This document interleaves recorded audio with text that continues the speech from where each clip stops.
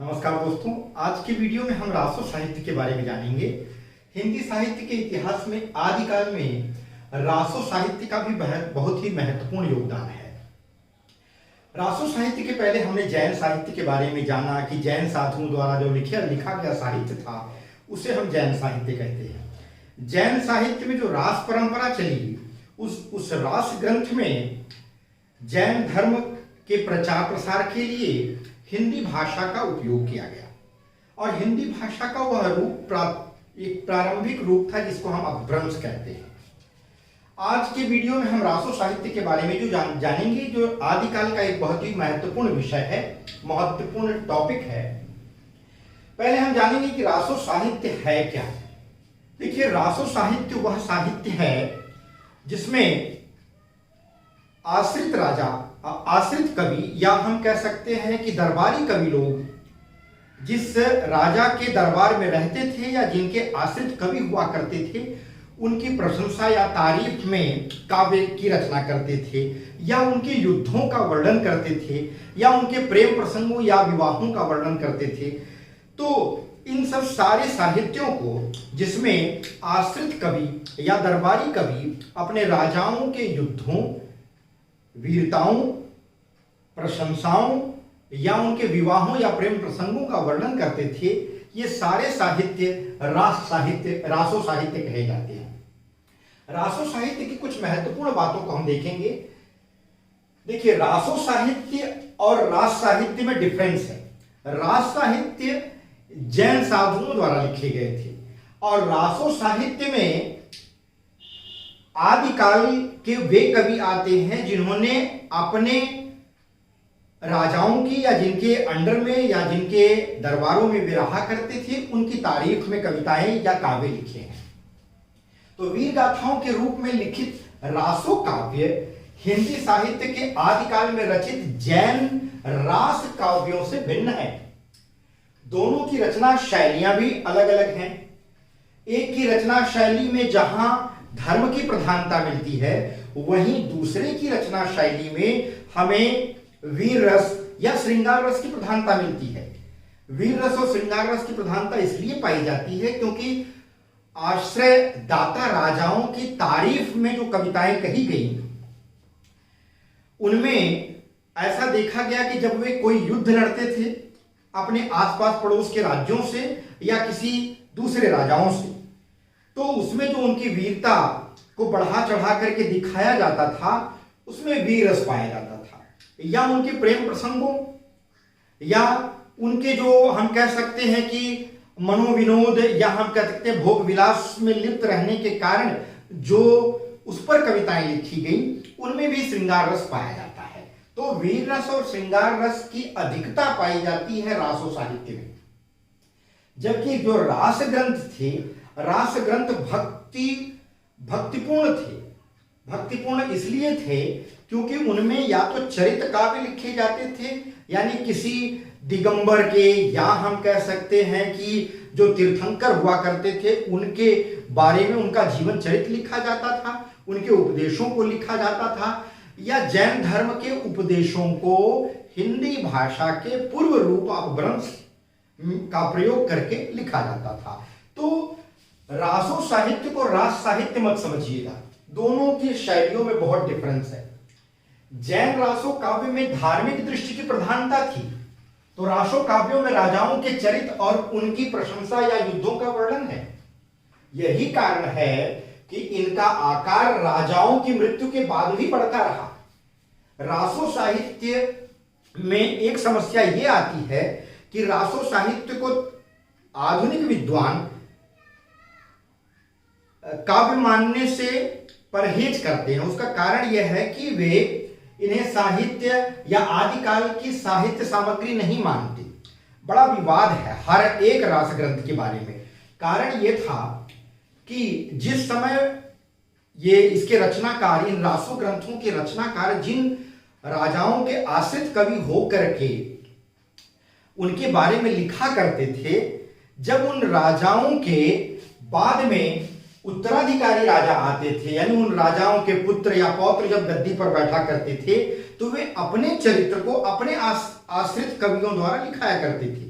तो इसलिए रासो ग्रंथ धीरे धीरे बढ़ता चला आया और ये बढ़ते बढ़ते भक्ति काल तक चला आया। भक्ति काल हम कह सकते हैं कि भक्ति काल नहीं बल्कि रीतिकाल तक इसकी सीमा बढ़ती चली गई। तो रासो ग्रंथों में उत्तराधिकारी जो राजा थे उनके द्वारा आश्रित कवियों से अपने चरित्र भी लिखवाए गए। यही कारण था कि जिन राजाओं के समय रासो ग्रंथ लिखा जाता था उन राजाओं की मृत्यु के बाद भी वो रासो ग्रंथ कंटिन्यू आगे बढ़ता चला जाता था। यही कारण है कि इसकी अस्मिता या इसके अस्तित्व पर एक बड़ा प्रश्न चिन्ह हो जाता है कि रासो ग्रंथ को आदिकाल का साहित्य माना जाए या नहीं। अगली बात आती है उपरोक्त कारण, यानी जहां उत्तराधिकारी राजाओं द्वारा आश्रित कवियों से अपने चरित्र लिखवाए गए जिसके कारण रासो ग्रंथ का विस्तार हो गया। उपरोक्त यानी ये कारण से इन ग्रंथों में मध्यकालीन राजाओं का भी वर्णन मिलता है। जब उसके बाद मध्यकाल का समय आया जहां भक्ति स्टार्ट हुई, उनमें कुछ आश्रित कवियों द्वारा अपने आश्रयदाता राजाओं की प्रशंसा भी करके उन रासो ग्रंथों का विस्तार किया गया। तो मध्यकालीन राजाओं का भी वर्णन मिलता है तथा भाषा में उत्तरवर्ती भाषा रूपों की झलक भी पाई जाती है। कहने का तात्पर्य है कि आदिकाल में अपभ्रंश के समय जब भाषा का जो रूप था, जहां कुछ रासो ग्रंथ जो कि राजस्थान से संबंधित थे, राजस्थान के क्षेत्रीय राजाओं के प्रशंसा, उनके युद्धों, विवाह, प्रसिद्ध प्रसंगों इत्यादि का वर्णन जिसमें पाया जाता है। रासो ग्रंथ खास करके ज्यादातर रासो ग्रंथ तो राजस्थान की परंपरा पर ही लिखे गए हैं या राजस्थान के जो अलग अलग क्षेत्रों के राजा थे, अलग अलग राज्यों के, उनके जीवन पर आधारित हैं। तो रासो ग्रंथों में सबसे बड़ी बात यह है कि आदिकाल की भाषा की झलक भी पाई जाती है और जब उत्तराधिकारी राजाओं द्वारा अपने आश्रित कवियों से लिखवाया गया तो काल परिवर्तन के कारण आधुनिक शैली की भी झलक और भाषा की झलक भी देखने को मिलती है। तो प्रारंभिक पृष्ठों में जहां हम प्राचीन भाषा और शैली का दर्शन करते हैं, वहीं आगे चल करके उन्हीं रासो ग्रंथों में हमें आधुनिक भाषाओं और शैलियों के भी दर्शन होते हैं। वृत्त संग्रहकर्ताओं द्वारा अधिकांश रासो ग्रंथों को इन्हीं कारणों से अप्रमाणिक माना गया। भाषा वैज्ञानिकों ने उन्हें समर्थन दिया। भाषा वैज्ञानिक कहे कि हाँ ये बात सही है, ये जो ग्रंथ हैं ये रासो ग्रंथ अप्रमाणिक हैं क्योंकि इनमें दोनों की झलक मिलती है। एक तरफ तो प्राचीन राजाओं की झलक भी मिलती है, वहीं दूसरी तरफ अन्य कालों के राजाओं की भी झलक मिलती है, तो इन्हें प्रमाणिक ग्रंथ नहीं माना जा सकता। भाषा वैज्ञानिक भाषा के दृष्टिकोण से भी देखते हैं तो कहीं पर प्राचीन भाषाओं और शैलियों के दर्शन नजर आते हैं और कहीं पर आगे के पृष्ठों में नई भाषा और शैलियों के भी दर्शन देखने को मिलते हैं। तो इन्हीं कारणों से इन ग्रंथों को अप्रमाणिक इन लोगों ने माना है। इतिहास के मर्म को जो समझने वाले विद्वान थे वे वृत्त संग्रहकर्ताओं के कथन पर विश्वास नहीं करते। क्यों? क्योंकि वे इतिहास को आधार मान करके इन रासो ग्रंथों की जांच करते हैं। वे पाते हैं कि स्टार्टिंग के यानी प्रारंभिक जो भाग है इन रासो ग्रंथों के, वे प्राचीन राजाओं के युद्धों और उनके क्रियाकलापों, उनके जीवन शैली के ऊपर आधारित है। तो इस आधार पर वे इन वृत्त संग्रहकर्ताओं और भाषा वैज्ञानिकों की बातों पर विश्वास नहीं करते। वे कहते हैं कि ये प्रमाणित ग्रंथ जरूर है, ये प्रमाणित तो है, इनमें बाद में कुछ चीजें जोड़ी गई जो प्रक्षिप्त है। प्रक्षिप्त कहने का मतलब है जो बाद में ला करके जोड़ी गई है, उन्हें हम प्रक्षिप्त कहते हैं। सत्य यही है कि रासो काव्यों की रचना आदिकाल में हुई। उनमें जो अंश उत्तरवर्ती राजाओं यानी बाद के राजाओं से संबंधित हैं वे प्रक्षिप्त हैं, अर्थात वे बाद में जोड़े गए हैं, बाद में ला करके मिलाए गए हैं। तो ये थी रासो साहित्य के बारे में कुछ महत्वपूर्ण बातें। अब मैं प्रमुख रासो ग्रंथों के बारे में बताऊंगा आपको और उनके रचनाकारों के बारे में बताऊंगा। उनकी विषय वस्तु के बारे में बताऊंगा और उन रासो ग्रंथों के काल के बारे में बताऊंगा कि उनकी रचना किस काल में हुई है। तो चलिए आगे बढ़ते हैं। प्रमुख रासो ग्रंथों में कई रासो ग्रंथ हैं। खुमाण रासो है, हमीर रासो है, विसलदेव रासो है, पृथ्वीराज रासो है। तो कई रासो ग्रंथ हैं, हम एक एक करके उनका अध्ययन करेंगे। तो चलिए स्टार्ट करते हैं खुमाण रासो से।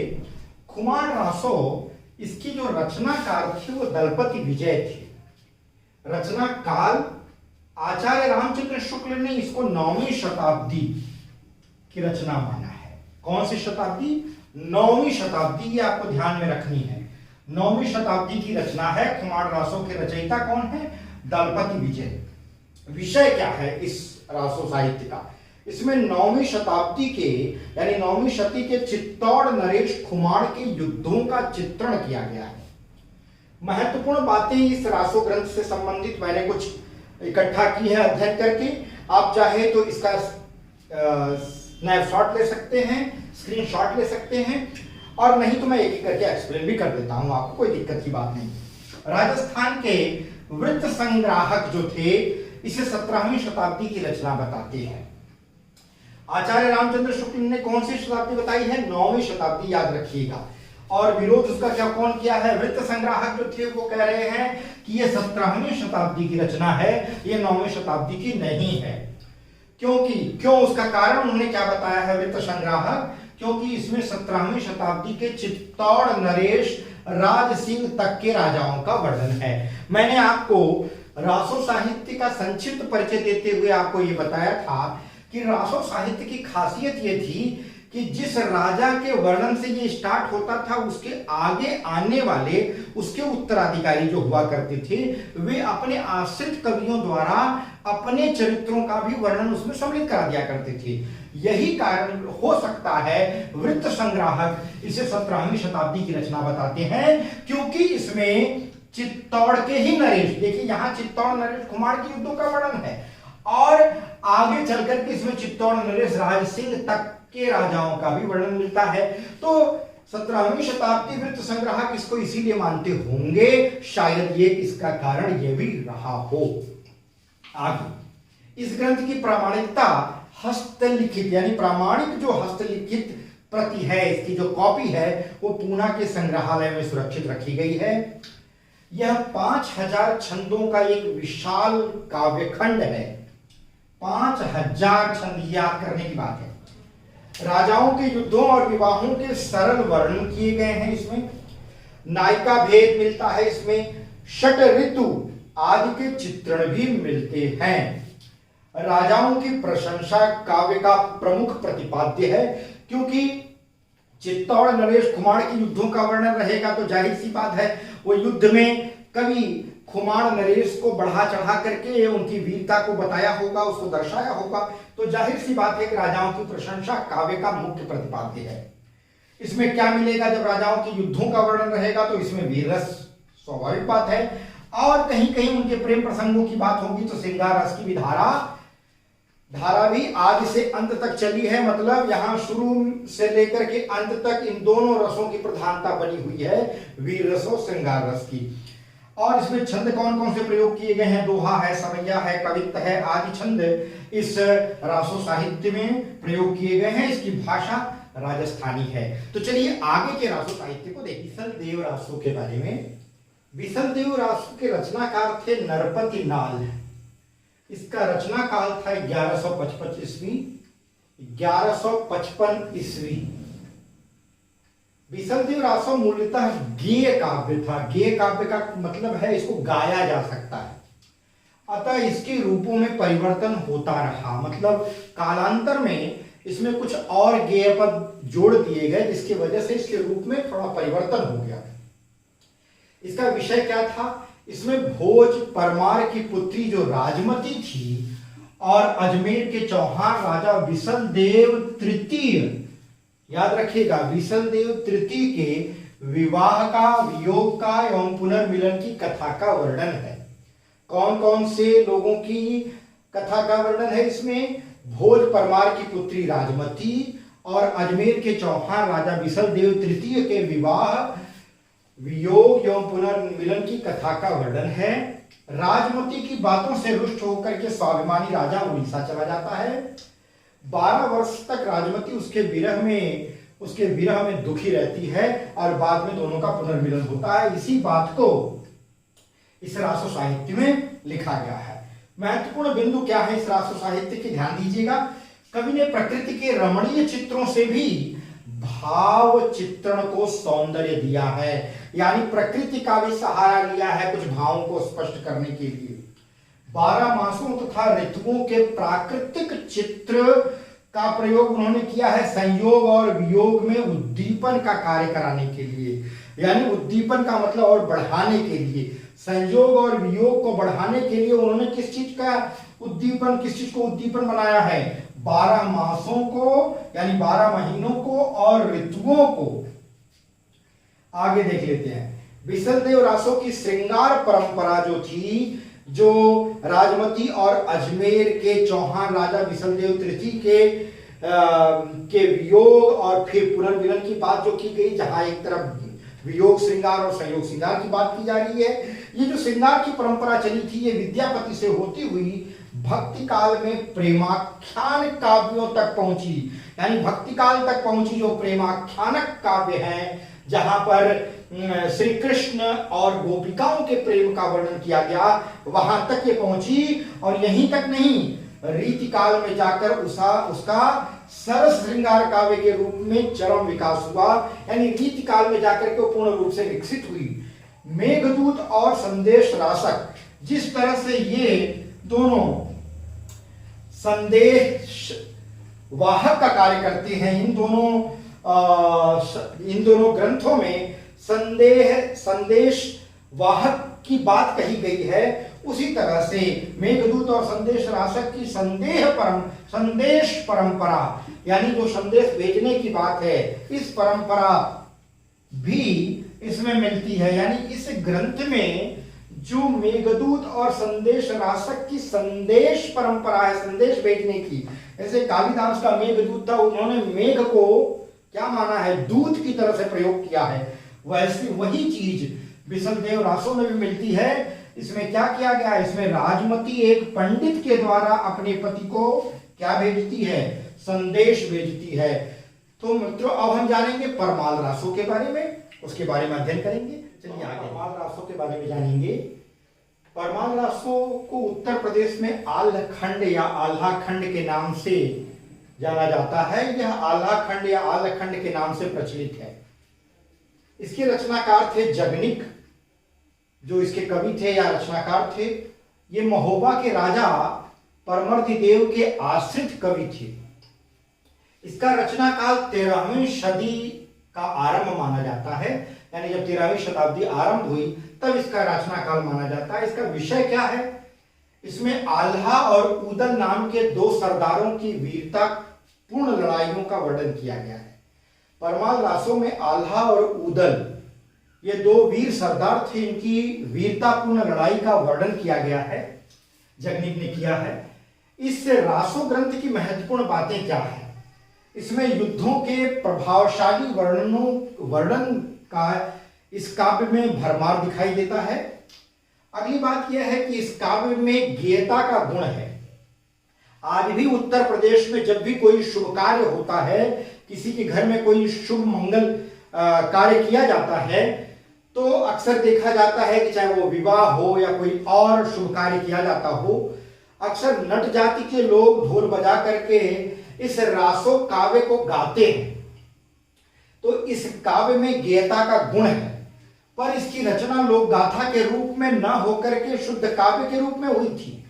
कवि जगनिक ने यह सोच करके इसकी रचना नहीं की थी कि यह एक लोक गाथा रहेगी, बल्कि इसको लोक गाथा बना दिया गया, जबकि इसकी रचना तो शुद्ध काव्य के रूप में हुई थी। प्राचीन हस्तलिखित प्रतियों का इसमें अभाव है। कोई भी प्राचीन और प्रमाणित हस्तलिपि इसकी नहीं पाई गई है। इसके अभाव में मौखिक रूप से जो उपलब्ध आल्हखंड है, उसके आधार पर इस परमाल रासो को साहित्यिक स्वरूप के बारे में, इसके साहित्यिक स्वरूप के बारे में आल्हखंड के आधार पर कुछ भी कहना गलत होगा, क्योंकि इसकी प्राचीन हस्तलिपि लिखित प्रतियां मौजूद नहीं हैं। 1865 ईस्वी में चार्ल्स इलियट ने जिस आल्हखंड का प्रकाशन कराया था वह मौखिक परंपरा पर ही आधारित थी। चार्ल्स इलियट द्वारा प्रकाशित इस प्रति के आधार पर ही डॉक्टर श्याम सुंदर दास ने परमाल रासो का पाठ निर्धारित किया और उसे नागरी प्रचारणी सभा से प्रकाशित कराया। और इस परमाल रासो, इस रासो में जो छंद विधान की दृष्टि से अगर हम देखें तो इसमें विशेष शैली नजर आती है जिसको हम आल्हा शैली या आल्ह शैली कह सकते हैं।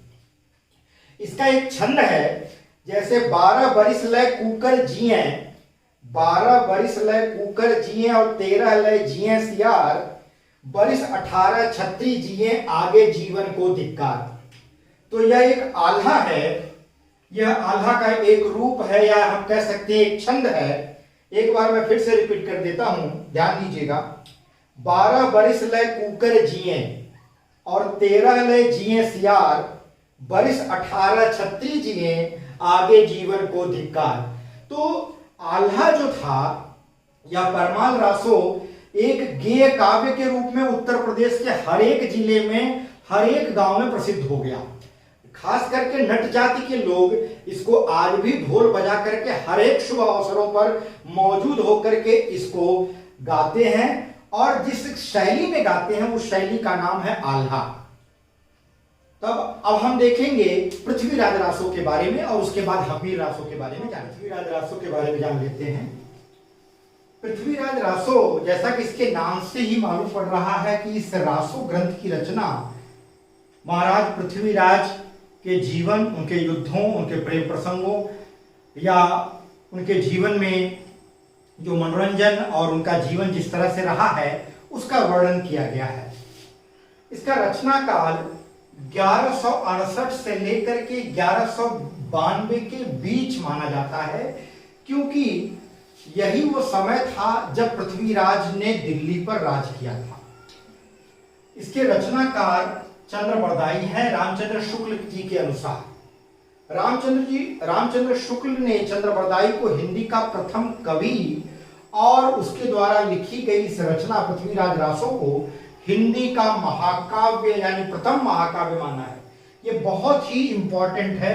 अक्सर आता है कि रामचंद्र शुक्ल ने किसको हिंदी का प्रथम कवि माना है, तो रामचंद्र शुक्ल ने चंद्रबरदाई को हिंदी का प्रथम कवि और उनके द्वारा लिखी गई इस रचना पृथ्वीराज रासो को हिंदी का प्रथम महाकाव्य माना है।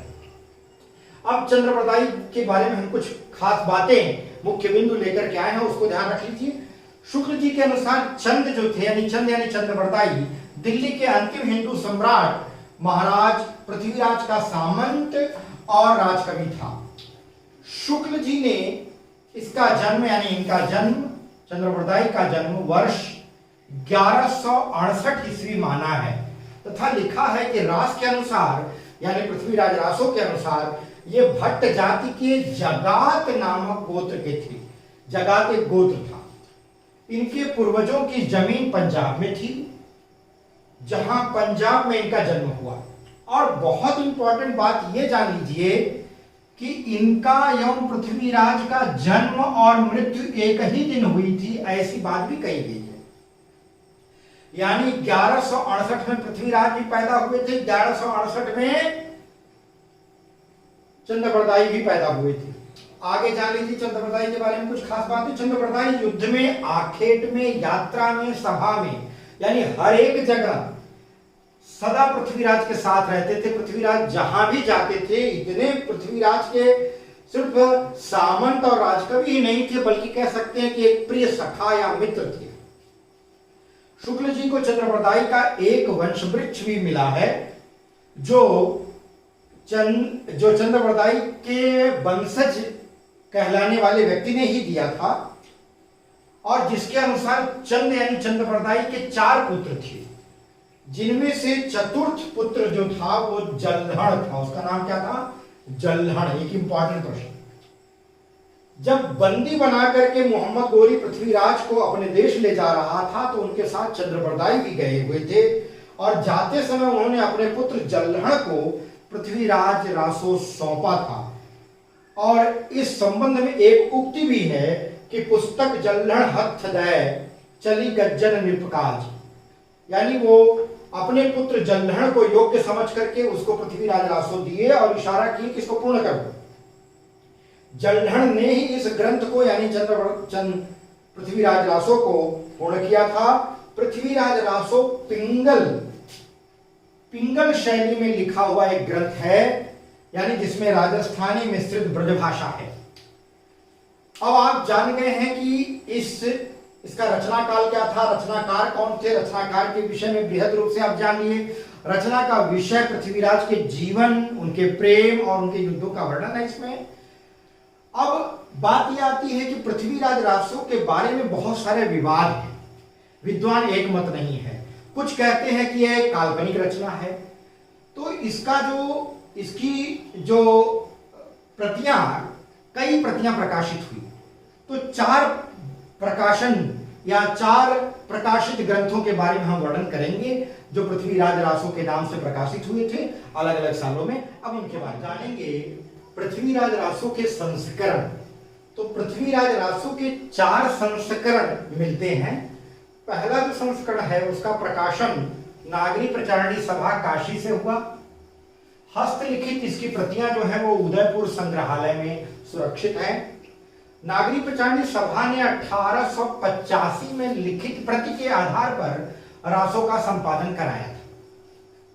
इस संस्करण में 69 यानी 69 समय का मतलब खंड, 69 यानी 69 खंड हैं और 16,306 छंद हैं। दूसरा जो संस्करण है, द्वितीय संस्करण, उसमें 7,000 छंदों का यह काव्य है। इसका प्रकाशन नहीं हुआ। अबोहर एवं बीकानेर में इसकी प्रतियां सुरक्षित हैं जो 17वीं शताब्दी ईस्वी में लिखी गई हैं। तीसरा जो संस्करण है वो 3,500 छंदों का काव्य है। इसमें 19 समय यानी खंड हैं। इस संस्करण की प्रतियां भी बीकानेर में सुरक्षित हैं। चौथा संस्करण जो सबसे छोटा है, इसमें केवल 1300 छंद हैं। इसी को डॉक्टर दशरथ शर्मा आदि कुछ विद्वान मूल रासो मानते हैं। तो ये था पृथ्वीराज रासो के बारे में जानकारी। देखिए, रासो साहित्य जो है इसका ये पहला पार्ट था। दूसरे पार्ट में हम हम्मीर रासो और कुछ अन्य ग्रंथों के बारे में जानेंगे जो कि आदिकाल के रासो ग्रंथ ही कहे जाते हैं। तो चलिए अगली पार्ट के इंतजार में। आप सभी को धन्यवाद देते हुए मैं अपनी वाणी को विराम देता हूं। बहुत बहुत